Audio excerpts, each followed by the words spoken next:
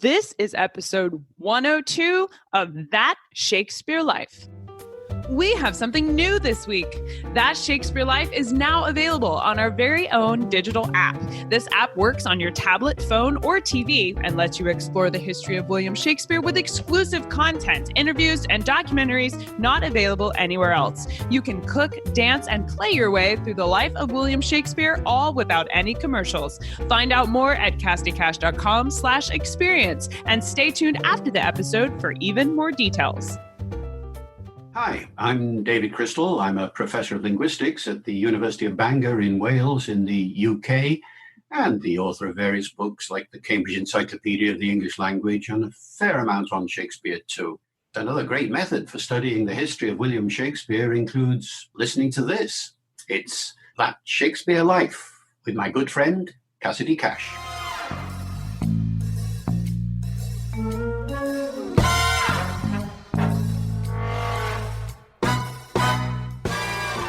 One of the things that it does when you eat it, it can cause abortions. For that reason, it's always associated also with faithlessness. So that's another, definitely in this case, a reason why Ophelia would have used it. Welcome to That Shakespeare Life with Cassidy Cash. Cassidy believes that if you desire to successfully learn or perform Shakespeare's plays, then understanding the real life and history of William Shakespeare himself is a must. That Shakespeare Life is the podcast that helps you go beyond the curtain of some of Shakespeare's most iconic works and explore the world of early modern England as Shakespeare would have lived it, learning from the writers, historians, and performers who know it best. And now, here's Cassidy. Richard Miller received his PhD from Cambridge University in 1975. In 1976, he joined the faculty of the University of Chicago, and since 2000 has been at Northwestern University, where he is the Alfred Newton Richards Professor of Pharmacology. He is also the author of Drugged, the Science and Culture Behind Psychotropic Drugs, available on Amazon Prime. Before we talk with Richard about Ophelia's Flowers, I want to tell you about our Experience Shakespeare digital history kits. They're like science labs, but for Shakespeare's history. The first one is How to Play Naughty, a 16th century card game mentioned in Shakespeare's Two Gentlemen of Verona. Other kits cover topics like how to fight with a rapier and dagger, how to make marchpane, and how to make Tudor soap balls. Some kits are easy to do with items from your local market or store, and others are a bit harder, aimed at the intense history enthusiast who wants to dive in and use authentic history gear to practice something from the 16th century. But no matter which level you choose, they are all packed with history guides, video tutorials, step-by-step instructions, and more, so you can take a piece of Shakespeare's history you learn about here on the show and try it out for yourself. Find out more and choose your first history kit at cassidycash.com/experience. That's cassidycash.com/experience. Hello, Richard. Welcome to the show. Hi, Cassidy. Good morning. Nearly every commentary or class I've experienced that focuses on the play Hamlet points out that Ophelia's Flowers are significant. But I know as a student, I always question whether it was really significant or if professors were just going overboard with their close reading and made what we say in the South a mountain out of a molehill. Richard, would these flowers Ophelia carries in the play have been intentionally chosen by Shakespeare for the meanings associated with each one? Or have we applied this meaning after the fact as a part of scholarship? Well, just to give you a bit of background on this, I mean, flowers were, and plants in general, I would say, were extremely significant to people in the Tudor period and before, and certainly to Shakespeare. And there are, well, a number of reasons for this, I would say.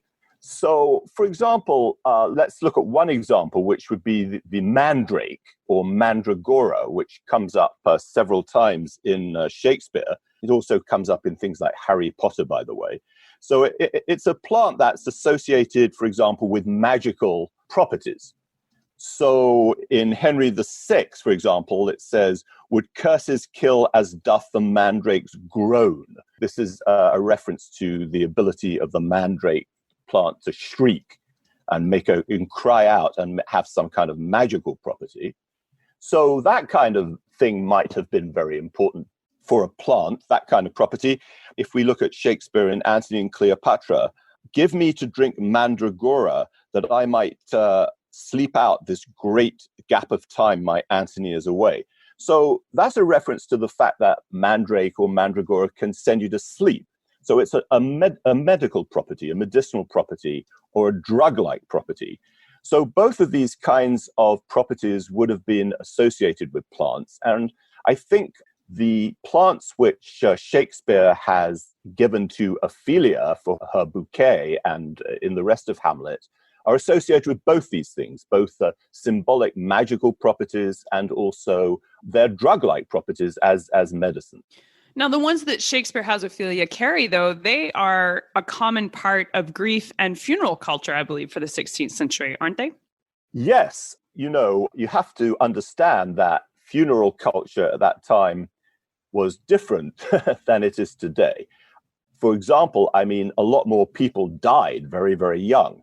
So 25% of people died by the age of 5, and 40% of people died by the age of 50. So I think that it's, there'd be a lot more in terms of people's everyday experience of funerals.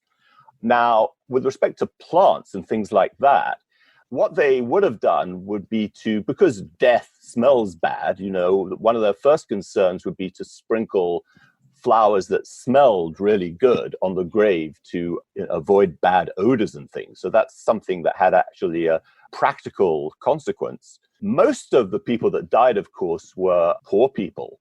And what would happen is the person would be just put in a simple shroud or sheet and buried in the ground. There wouldn't be any fancy ceremony. There wouldn't be any gravestone or anything like that. And at the best, they probably would have put wildflowers and herbs on the grave to sweeten it in some way. That's probably what most people did. Very wealthy people, of course, would have done other things as well. And then, there's also the idea of giving flowers, which came really initially, I think, from the contact we had with the Ottoman Turks during the Crusades, where they grew a lot of flowers in Turkey, and that's where the tulip comes from, for example. And the idea of giving flowers and making bouquets and giving them to ladies, a lot of that came from there, actually. So Ophelia is practicing some of that as far as giving the flowers, because she's going around handing them to people. So let's take a look at the various flowers Shakespeare chose to have her give away, starting with rosemary. Ophelia gives rosemary to her brother Laertes, and I think it's worth noting that Ophelia is said to have gone mad by this point in the play, presumably from grief. Richard, what is the historical reputation of rosemary being invoked here? Well, rosemary was definitely associated with funerals and death, even for poor people. One of the reasons for that is the fact that the odor of rosemary, if you rub it on your skin, lasts for a very long time. And so it became associated in people's minds with immortality and the wish for people to have a very long life. The other thing associated with rosemary, and another reason I think why Ophelia was giving it to people, is that the leaves on rosemary don't fall off very easily. They also last a very long time. So it had the connotation of fidelity. Ophelia wants to point out that fidelity is an issue, particularly with what her mother has been doing. She wants this to be widely recognized, and people would have got that, I think. And that's another reason why rosemary was an appropriate symbolic plant for Ophelia to use. Ophelia gives fennel and columbine to King Claudius. At this point in the play, the audience believes Claudius is a murderer and has married his dead brother's wife. Richard, did Shakespeare select fennel and columbine here in order to reveal Claudius's guilt to the audience? I'm not sure that it was necessarily his guilt that she was pointing out here. I think basically she wanted to show that he was a pompous ass, which is what, of course, not to put too fine of a point on it. Right. Yeah. I think that's what she would have said, because the fennel is basically a symbol of flattery. It was widely used at the time as a symbol of that. Now, it's not quite clear to me why it's used as a symbol of flattery. One idea that I've heard is that, fennel was very widely used in cooking, especially at that time, and the seeds were used as a breath sweetener. So it was a plant that was widely known throughout Western Europe, actually. But when you cut the flowers, the fronds, the feathery flowers of fennel, they die very quickly. It's very transient. And I think people associated that with flattery, actually. Columbine is also a plant that had a lot of different properties associated with it. In fact, Aquilegia is the genus of the plant. It was first really thought to look like the talons of an eagle, but I don't think that's the use that we have here. I think people, particularly at Tudor times, thought that the columbine flower looked like a jester's hat. It does look a bit like a jester's hat if you want to look it up, turn it upside down. So I think what she's saying here is that Claudius, you used to come to flattery very easily, and you're basically just a jester. I think that's a very reasonable thing for her to have said about him, and I think that's what Shakespeare had in mind, and I think that's why he was using these particular plants. Yeah, definitely. So we'll place pictures of columbine, fennel, and rosemary. All of these plants will have pictures in the show notes for today's episode, so you can look and see if you think it looks like the talons of an eagle or a jester's hat. Richard, were these associations something that the everyday people would make? Did you have to be artistic or a frequent theater goer to pick up on these things? Or was this something that would have been immediately recognizable? No, I think it was recognizable. You have to understand that at this period, there were a lot of influences which perhaps we don't have today. We may have the echoes of them that were very strong at the time in order to define symbolism associated with things like flowers. And they come from basically a couple of very strong influences from the Italian Renaissance. Those would be Neoplatonism and Hermeticism and alchemy. These are things that deal a lot with the symbolic values of things like plants and flowers and other things, planets. They would have definitely found their way into culture at every level. And I'm reminded, and I think it's kind of interesting, that just before Shakespeare wrote Hamlet, the famous occultist Giordano Bruno, who was executed by the Spanish Inquisition in 1600, actually came to England and became a great friend of Sir Philip Sidney, who was one of Shakespeare's idols. And he would have helped to spread this whole symbolic use of plants and flowers, the whole sort of Neoplatonist influence throughout England. I think people certainly, definitely would have understood this, yes. As I was looking through the different flowers that Ophelia carries at this moment in the play, one that I didn't immediately recognize was the rue. She calls it an herb of grace on Sundays. Richard, what is rue, and why does she assign it to Sundays? Well, rue graveolens, yes, that's a very interesting plant. You probably have seen it around, even if you're not particularly aware of it. It has a very nice kind of green-blue leaves. But if you eat it, it's very, very bitter. So it's always been associated with regret. So I don't know if you say this over here, but in England, we say somebody might rue the day if they're regretting something. And that is the same reference as I think Shakespeare's using here. We do have that expression here, but I think right now is the first time I realized rue the day was associated with this plant.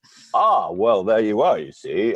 Shakespeare still relevant, right? Yes. And I think that the idea of regret is what Ophelia is dealing with here. The herb on Sundays is about a ritual that people at the time used to have where they would wear rue, and when they would walk into a church on Sundays, there'd be some holy water, and they dip the rue in the holy water. And that was part of the liturgy of the church at the time in England. So that was very commonly done. So that's the reason why rue was known as the herb of Sundays. Yeah. Is that associated with like the bitter taste of sin or something, part of a penance? Yes, there? I think absolutely that's exactly what it is. That's where it presumably came from. I think that's a very reasonable suggestion. Yeah. One other thing I should say about rue, I nearly forgot, and that is that one of the things that it does when you eat it, it can cause abortions. For that reason, it's always associated also with faithlessness. So that's another, definitely in this case, a reason why Ophelia would have used it. Yeah, wanted to add that. Yes. Oh my goodness. Now I'm tempted to. We'll have to come back and explore the whole idea of whether, of the extent of Ophelia and Hamlet's relationship, then if she's bringing that in there, that just opens up a whole nother can of worms. Yeah. Oh my goodness. Yeah. Two flowers that get mentioned by Ophelia but not given to anyone in particular are violets and daisies. Now, she keeps these, but Richard, were these plants native to England, and what did they represent? Yes, absolutely. Bellis perennis is the common English daisy, and it was associated with gentleness and sweet nature of that kind. The violet was also very common to England. It probably would have been Viola odorata. Odor is the sweet smell of violet. These are very common plants in England, actually, extremely common. And the violet was associated with faithfulness and fidelity. So by taking the daisy with its sweet nature and the violet with its notion of faithfulness and sort of not giving them to everybody, I think that she's making a point that by not giving them to anybody and just by throwing them on the floor, depending on what production you see, she's denying the sweet nature and the fidelity to the people who are watching her. So again, I mean, this is highly symbolic and absolutely fits in with what's going on, I think. Okay, so spoiler alert here for anyone that hasn't experienced Hamlet, but when Ophelia dies, plants are used in the description Gertrude gives to the court, which is indeed how we find out Ophelia has died, since her death actually happens off stage. Gertrude reports on this and talks about willows, crowflowers, nettles, daisies, and long purples. But she also says something intriguing here to say that, quote, that liberal shepherds give a grosser name, but our cold maids do dead men's fingers call them. Richard, what is the grosser name, and why are they called dead men's fingers?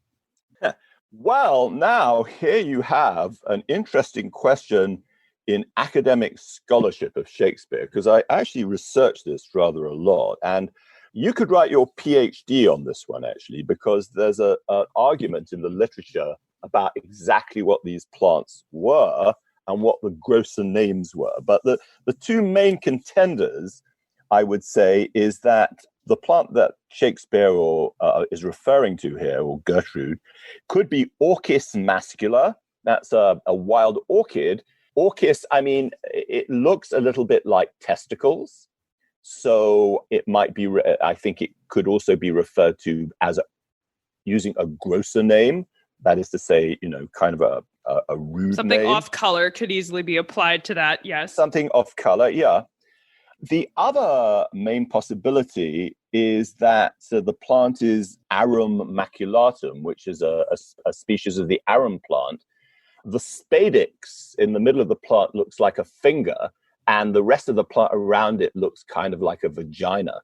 And both these plants can be purple, by the way. So that also could be the plant that's being referred to, and also there presumably, even in those days, there were off-color jokes made about this kind of thing. So I think that's what's going on here. And the Globe Theatre was definitely the place to find them.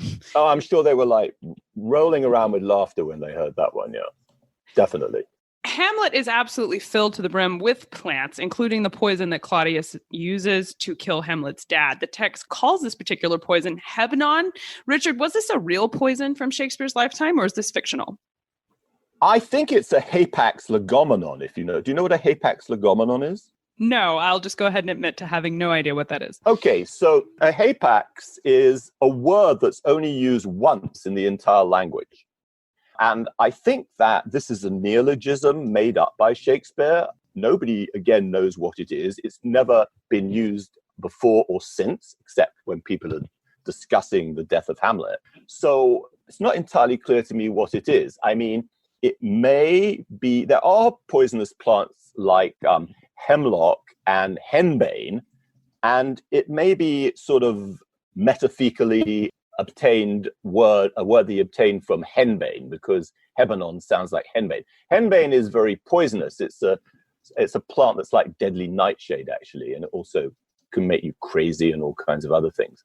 So maybe thinking of henbane. Hemlock is, of course, the poisonous plant that was used to kill Socrates back in Greek mythology. So it could be that he's thinking about henbane or hemlock when he says Hebenon. On the other hand, the way that Hamlet's father died is to do with the curdling of the blood. And neither of those things would have really curdled your blood. So really, I think it's kind of a fantasy word, which he's grabbing a lot of different references to and making this word Hebenot. It's certainly not a commonly used word. In fact, as I say, it was probably only used once in the whole of the English language. I think when we consider the audience in the theater, like the Globe, there's this assumption by scholars today that the audience was largely uneducated.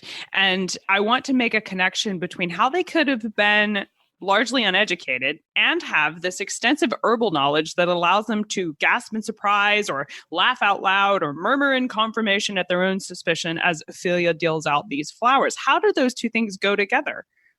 Well, you have to remember that most of the drugs that we have today, not all of them, but most of them actually have folk origins in terms of wild plants, like digitalis for the heart comes from foxglove, morphine comes from poppy, and so on and so forth. Another one, aspirin, or at least salicylic acid, comes from willow bark. I mean, there are many. The thing is that everybody's lives was full of references to the medical properties of plants, because don't forget, they didn't have real medicine. There weren't doctors, not real doctors. There wasn't any real medicine in those days. So the kinds of remedies that you would have used would have come from plants that grew wild in your local environment. And I think this was actually a very, very big part of everybody's life, making concoctions and medicines of these plants, some of which, of course, we found subsequently had a lot of merit to them, and we used to develop modern drugs as well. So I don't think they would have, in fact, I think they would have been a lot more familiar with these things than people are today, as a matter of fact, much more familiar. Well, certainly if it was, not going down to the store and buying your aspirin, but you had to go and find the willow bark and make your own, you were going to know about this in a way that I don't think we're connected with it now. That's an excellent way to justify that. I know we would love to learn more about this topic. We've only touched on some of the plants that you could, as you say, write PhDs on in terms of how much you can know. So what are some of your favorite books or resources that you might recommend we use to learn more? Well, there are a couple of books that I absolutely love by Celia Fisher, The Medieval Flower Book and The Flowers of the Renaissance. These are gorgeous books. One's published by the British Museum and one's published by the Getty Museum. And they're fabulous because they not only have interesting text, but they have beautiful, beautiful illustrations. I mean, Renaissance and medieval illustrations of these plants and flowers, many of which Shakespeare uses. And I think just to have those books and to thumb through them, it really they transport you to a totally different world. And I think they're absolutely wonderful. So I highly recommend those. There are others as well that are like that, but those are two that I personally have got a lot of pleasure and information from. We'll link to these books in the show notes for today's episode. Now, Richard, we ask everyone this next question here at That Shakespeare Life, and that's, what's the one book you would take with you on a deserted island? My friends in England tell me I'm supposed to allow you the complete works of Shakespeare and a copy of the Bible. So your choice would be in addition to those.